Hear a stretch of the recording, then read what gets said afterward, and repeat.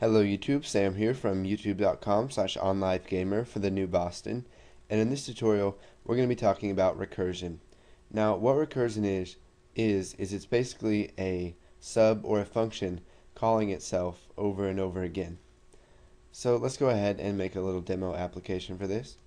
We will create a new project, select Windows Forms application, and we will call it recursion. We'll wait for that to load. Okay, so once it's open, let's go ahead and make the form a little bit smaller.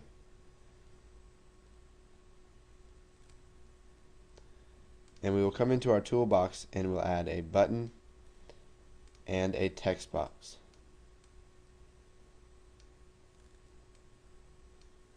Okay, so we'll set the text of button 1 to recursion, and we'll set the name to button recursion. Okay, so let's go ahead and we'll double click on that to open up our form 1 class and the event handler, the click event handler for button recursion. And let's go ahead and come below this and create a function. So private function, and we will just call it recursive function. And for our arguments, we will take an integer. So argint as integer. And we want to return a double, just in case we get a decimal value. So now let's go ahead and create an if statement. So if argint is less than or equal to 10, then let's go ahead and return argint. Now, else if argint is greater than 10, then let's go ahead and call this function again. So we will return recursive function and then argint, and this time let's divide it by 2 so that we get different values each time, because if we just kept passing argint to it, it would keep calling itself over and over and over and it would never end. So we're going to return that and divide it by 2, and it's going to keep doing that until it is less than or equal to 10, and then it's going to return the original integer. Not the original one, the one that was passed to the last occurrence of the function. So now let's go ahead, and whenever they click on the button, let's output what the function sent back. So we'll just type messagebox.show, and let's go ahead and show recursive function, and then we want to convert, so convert.toInt32, and we want to use what's in textbox1.text. So this is all one statement right here. We're calling recursive function, and the argument that we're passing to it is the stuff in textbox1.text, and it's converted to an integer. So let's go ahead and add one more parentheses to finish this off.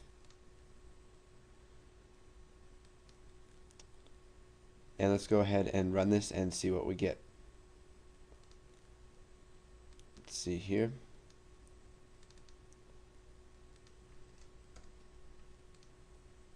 Okay.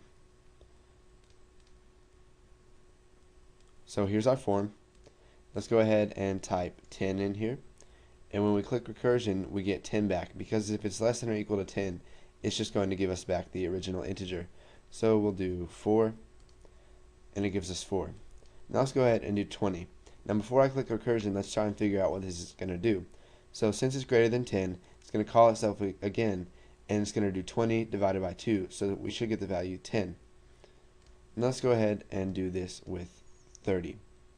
So it's going to do 30 divided by 2, which is 15. Then it's going to call itself again, and we're going to get 7.5. Or 8. It automatically rounds up to 8 because we're using an integer in here. Let's go ahead and do this with a larger number. Let's do 246. And if we click recursion, we get 8 back, because it keeps dividing by 2 until it is less than or equal to 10. So let's do 300. And you can see that we get 10 back. So now I'll show you guys what will happen if you don't have a way for your recursive function or sub to exit. So if we just keep doing this, it's going to create an infinite loop, and it's never going to stop recalling itself.